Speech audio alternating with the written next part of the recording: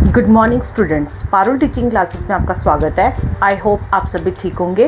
तो बच्चे कल हमने जहाँ से छोड़ा था वहाँ से आगे कंटिन्यू करने लगे हैं क्लास को। तो बच्चे जो मैंने कल ना फर्स्ट क्वेश्चन के 2 क्वेश्चंस छुड़वाए थे, पहले मैं वही सॉल्व कर देती हूँ। हमने सेकंड क्वेश्चन का क्वेश्चन छोड़ा था उसको भी सॉल्व कर दूँगी। उसके हिसाब से हमारा जो 1.1 है ना वो सारी कंप्लीट हो जाएगी। ठीक है बच्चे, चलिए स्टार्ट करती हैं। तो बच्चे ये हमारा फर्स्ट क्वेश्चन है 5005। ठीक है बच्चे, 5005। इसमें क्या था बच्चे, फर्स्ट क्वेश्चन में प्राइम फैक्टर बनाने थे।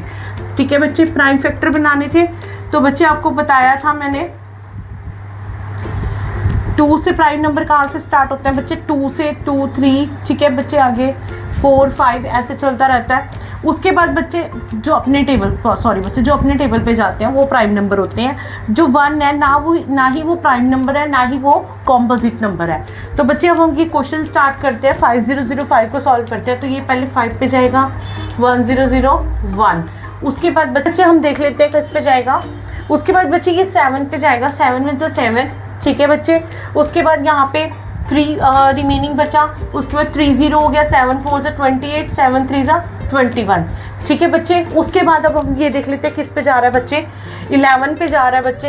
11 बन जा 11, तो 14 में से 11 गए 3, तो 11 3 से 33। फिर ये 13 पे जा रहा है। ठीक है बच्चे, इसके प्राइम फैक्टर क्या बन गए हमारे 5005 के, 5 × 7 × 11 × 13।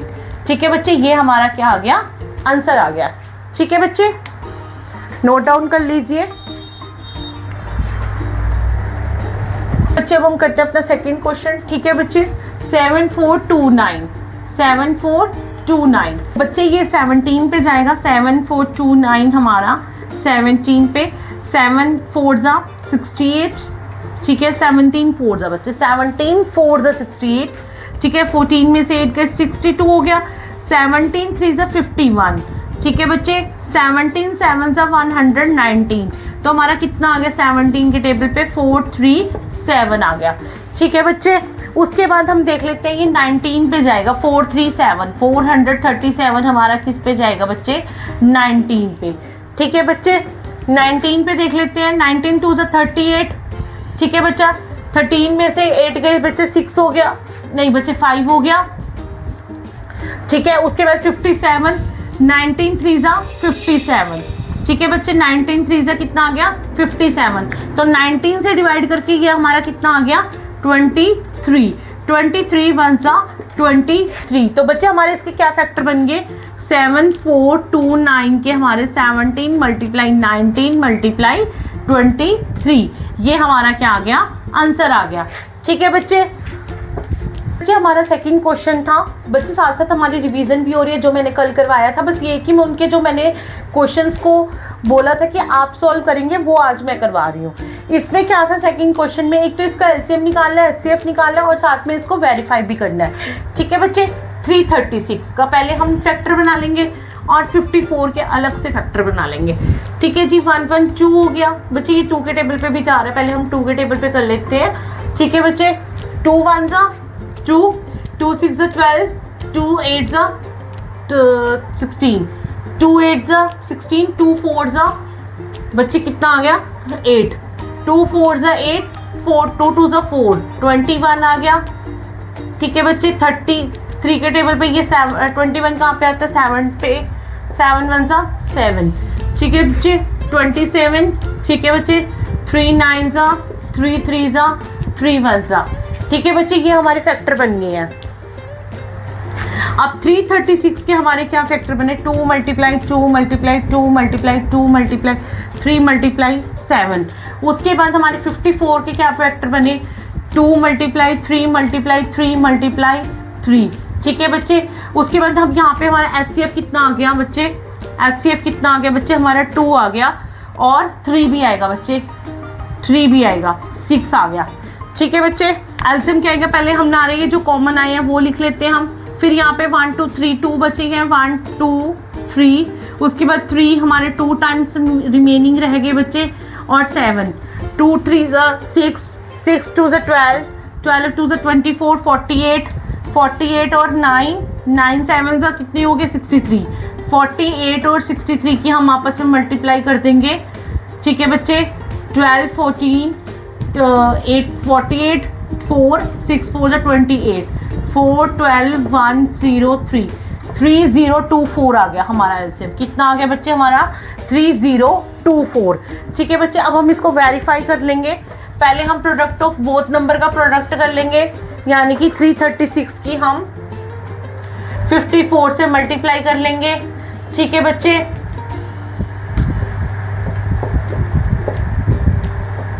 5 3 15 18 1 15 16 4 4 11 6 8 1 18144 आ गया। अब हमारा जो 3024 की हम जो हमारा एलसीएम, अब यहाँ पे हम क्या करेंगे, एलसीएम और एचसीएफ और एलसीएम की मल्टीप्लाई कर लेंगे। किसके साथ? दोनों की।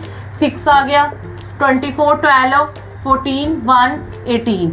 तो हमारा बच्चे आप चेक कर सकते हैं कि हमारा जो आंसर है वो वेरीफाई हो चुका है। तो आप बच्चे वहाँ पे ऐसे नहीं करोगे, आप वहाँ पे साफ साफ करके आओगे। यहाँ पे ऐसे लिखोगे, प्रोडक्ट ऑफ टू नंबर्स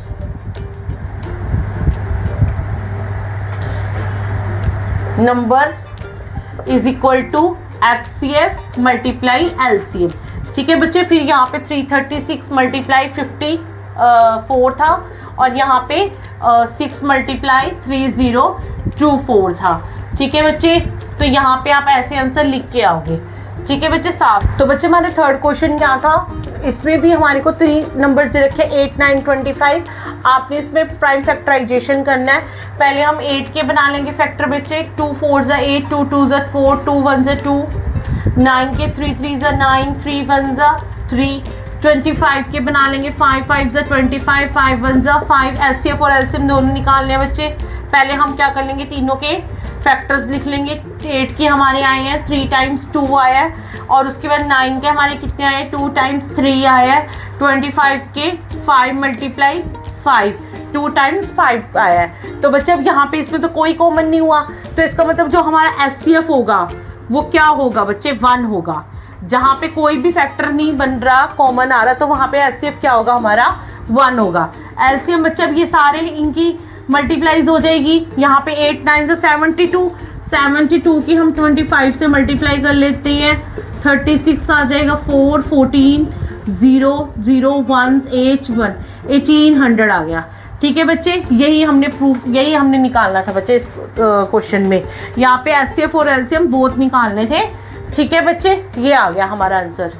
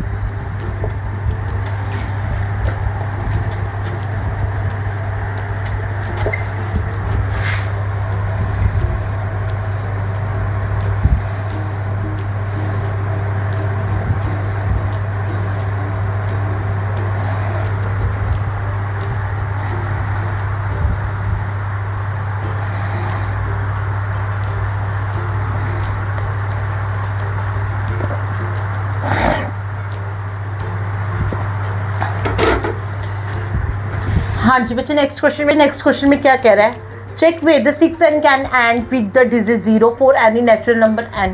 तो बच्चे if the number 6n ends with the digit 0, अगर 6n एंड होगा 0 से, then it should be divisible by 5। तो वो किससे डिविजिबल होना चाहिए, 5 से होना चाहिए। As we know any number with the unit place as 0 and 5 is divisible by 5। ठीक है, तो अब हम यहाँ पे इसके फैक्टर बना लेते हैं 6n के। ठीक है, 6n के फैक्टर बनाए, हमारा क्या बन जाएगा, 2 मल्टीप्लाई 3। तो बच्चे यहाँ पे जब यहाँ पे मैंने अभी आपको क्या बताया कि अगर वो डिविजिबल बाय 5 होगा, ठीक है, तो उसका यूनिट प्लेस 0 या 5 होगा, तो वो डिविजिबल बाय 5 होगा, तो वहां पे केस में क्या आ सकता है, 0 आ सकता है। तो देयरफॉर, तो बच्चे इस केस में क्या होगा कि therefore the prime number of 6 and does not contain the prime number 5।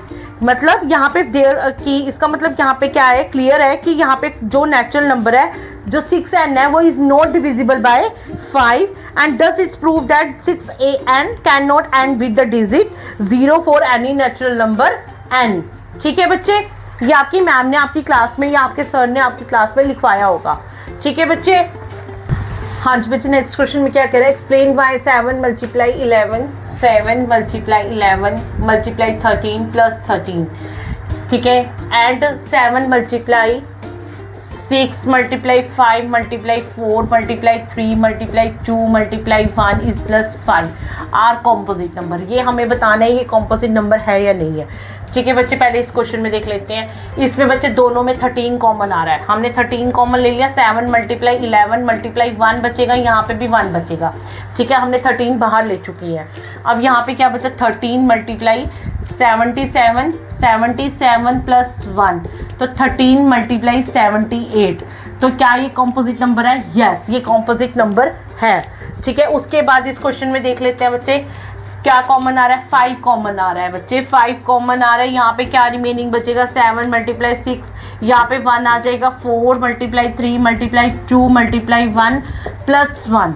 ठीक है बच्चे, 5 42 और यहाँ पे 42 की 3 2 6 6 2 4 24 की हम 42 से मल्टीप्लाई कर लेते हैं बच्चे। ठीक है, 1008 आ गया, 1008 और यहाँ पे प्लस का 1 रिमेनिंग बचा है, तो 5 मल्टीप्लाई 1009। तो क्या ये कॉम्पोजिट नंबर है?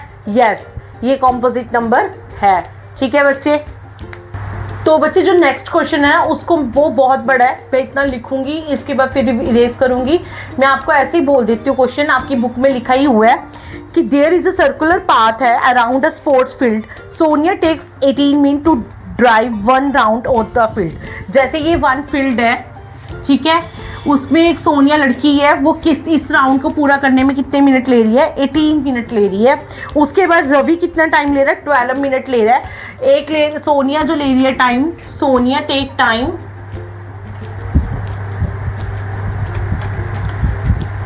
18 मिनट्स, और जो रवि टेक टाइम ले रहा है, रवि टेक्स टाइम, वो कितना ले रहा है बच्चे? 12 मिनट ले रहा है। ठीक है, suppose they both start the same point से कर रहे हैं और सेम टाइम से जा रहे हैं और सेम डायरेक्शन से। After how many minutes will they met again at a starting point. तो इनका क्या निकालेंगे बच्चे? इनका एलसीएम निकाल लेंगे। पहले अब इनके फैक्टर बना लेंगे। ठीक है, 2 9 18, 3 3 9, 3 1 3, 12 2 6 12, 2 3 6, 3 1 3। 18 के फैक्टर क्या बन गए? 2 3 मल्टीप्लाई 3, और उसके 12 के क्या बन गए? 2 मल्टीप्लाई 2 मल्टीप्लाई 3। यहाँ पे ये कॉमन आ गया, एलसीएम निकालना है बच्चे। पहले हम कॉमन वाला लिख लेंगे, फिर बाकी जो हमारे रिमेनिंग बचे, ठीक है, वो लिख लेंगे। 3 2 6, यहाँ पे भी 3 2 6, 6 6 कितने हो गए? 36 मिनट। तो वो 36 मिनट्स के बाद दोबारा एक जगह पे जाके मिलेंगे। ठीक है बच्चे, तो बच्चे मैं आपको आज 1.2 नहीं करवा रही बच्चे, अब हम थोड़ा सा वर्कशीट के क्वेश्चंस कर लेते हैं। क्वेश्चन क्या कह रहे थे? Ratio of LCM and HCF of least composite number, ठीक है, एंड लीस्ट प्राइम नंबर। हमें क्या बतानी है? रेशियो बतानी है एलसीएम और या एफसीएफ की कॉम्पोजिट नंबर हमारा 4 हो गया बच्चे पहला, और हमारा प्राइम नंबर क्या हो गया? 2 हो गया बच्चे। इन दोनों की रेशियो कितनी होगी? 2:1। तो ऑप्शन क्या रहेगा बच्चे हमारा? 2:1। ठीक है बच्चे। हाँ जी बच्चे, नेक्स्ट क्वेश्चन में क्या कह रहा है? वो कह रहा है a इज इक्वल टू 2 की पावर 4, 3 की पावर 2 मल्टीप्लाई 5 की पावर x दे रखी है। b दे रखा है इज इक्वल टू 2 की power 3 is equal to 3 5 multiply 5 square. c की दे रखा है बच्चे वैल्यूज 2 की पावर 2 यानी 2 स्क्वायर मल्टीप्लाई 3 की पावर 3 प्लस मल्टीप्लाई 5। ठीक है बच्चे, एचसीएफ दे रखा है 2 का स्क्वायर मल्टीप्लाई 3 मल्टीप्लाई 5 की पावर 1 दे रखी है। हमें x फाइंड करना है बच्चे। अब यहाँ पे 5 की पावर 1 है, ठीक है बच्चे, तो इसका मतलब यहाँ पे x की जगह 2 भी हो सकता है या 1 भी हो सकता है। अगर तो 1 हुआ तो एलसीएम से ये सेम आएगा। अगर 2 भी हो सकता है, क्या पता यहाँ पे x की पावर 2 हो, तो बच्चा इसमें क्या होगा, बोथ a एंड b, यानी कि 1 भी हो सकती है और 2 भी हो सकती है। ठीक है बच्चे। हाँ जी बच्चे, नेक्स्ट क्वेश्चन में क्या कह रहा है, ये वर्कशीट के क्वेश्चन है बच्चे, extra question. Sum of 2 positive integer is 1215 and their HCF is 81 है बच्चे। Find the number of possible pair of such 2 numbers. Possible pairs बनाने हैं, दोनों का सम कितना है बच्चे, इंटीजर्स का, पॉजिटिव इंटीजर का 1215, HCF दे रखा है, HCF यानी कि 2 हमारे नंबर्स का दे रखा है 81। ठीक है, एक हम मान लेते हैं 81x, एक मान लेते हैं 81y मान लेते हैं। ठीक है बच्चे, इसको इसमें पुट कर देते हैं, 81x plus 81y is equal to 1215। ठीक है बच्चे, a is equal to this, b is equal to this. ठीक है बच्चे, अब यहाँ पे 81 कॉमन आ जाएगा, x plus Y is equal to 1215, x plus Y is equal to 1215, ये मल्टीप्लाई में 81 डिवाइड हो जाएगा, ये 15 पे चला जाएगा, तो x plus Y is equal to कितने आ गए, 15 आ गया। तो पॉसिबल पेयर बताना है, यानी कि यहाँ पे ये 1 भी हो सकता है, ये 14 भी हो सकता है। ठीक है, ये यहाँ पे 3 और 12 भी हो सकता है, क्योंकि 3 और 12 को प्लस करेंगे तो 14 आएगा। और सोचो बच्चे क्या हो सकता है, 9 और 6 भी हो सकता है, 9 और 6 भी हो सकता है, 6 और 9 भी हो सकता है, 12 और 3 भी हो सकता है, 14 और 1 भी हो सकता है। जितने पॉसिबल पेयर होंगे वो आप बन जाएंगे। ठीक है बच्चे। हाँ जी बच्चे, नेक्स्ट क्वेश्चन में क्या कह रहे हैं, if 2 positive integer a and b are written as a is equal to x square y square. a कितना दिया हुआ है आपको, x स्क्वायर और y स्क्वायर। ठीक है बच्चे, b आपको क्या गिवन है, is equal to x y square. तो where x and y are prime numbers है और HCF और LCM फाइंड करना है। आपको पता है HCF क्या होता है, कॉमन नंबर होता है। ठीक है, HCF क्या होता है, कॉमन नंबर होता है। इसको ऐसे लिख लो आप, x मल्टीप्लाई x, क्योंकि ये 2 टाइम्स है, y मल्टीप्लाई y लिख लो। ठीक है, उसके बाद यहाँ पे x मल्टीप्लाई y लिख लो। कॉमन क्या आ गया, x आ गया और ये 2y आ गए। ठीक है, तो यहाँ पे x मल्टीप्लाई y का स्क्वायर क्या आ गया, आपका HCF आ गया। क्या आ गया बच्चे, HCF आ गया। अब उसके बाद एलसीएम में हमारा जो रिमेनिंग बचेंगे, रिमेनिंग क्या बचेंगे, x square multiply y square ही होगा, क्योंकि यहाँ पे एक x ये भी आएगा बच्चे। ठीक है बच्चे, ये आपको समझ आ गया होगा। हाँ जी बच्चे, नेक्स्ट क्वेश्चन में क्या कह रहा है, check whether 4n ends with the digit 0। बच्चे अब आपको 6n वाला मैंने समझाया था, अब यहाँ पे 4n आया है, इसके 4n के फैक्टर क्या बन जाएंगे, 2 मल्टीप्लाई 2। अब उसका क्या एंड्स 5 से हो रहा है, तो जिसकी वजह से पॉसिबल ही नहीं है कि वो 0 आएगा। ठीक है, तो बाकी उसमें से जो मैंने पहले लिखवाया था वो सारा इसमें लिख लेना। ठीक है बच्चे। हमारा नेक्स्ट क्वेश्चन क्या है, LCM of 2 number is 14 times their HCF। 2 number दे रखी है x और y। ठीक है बच्चे, उसका एलसीएम क्या कह रहा है, 14 टाइम्स ज्यादा है उसके HCF से। ये बच्चे हमने एलसीएम मान लिया, ये मान लिया हमने HCF। ठीक है, एलसीएम कितना मान लिया x और HCF कितना मान लिया y। वो कह रहा है कि इज 14 टाइम्स देयर HCF, जो एलसीएम है वो 14 टाइम्स ज्यादा है उसके HCF से। ठीक है बच्चे, और उसका क्या कह रहा है, सम ऑफ एलसीएम और HCF इज 600। दोनों का सम कितना है, 600 है। अब हम x की जगह क्या पुट कर देंगे, 14y पुट कर देंगे। ठीक है बच्चे, 15y इज इक्वल टू 600।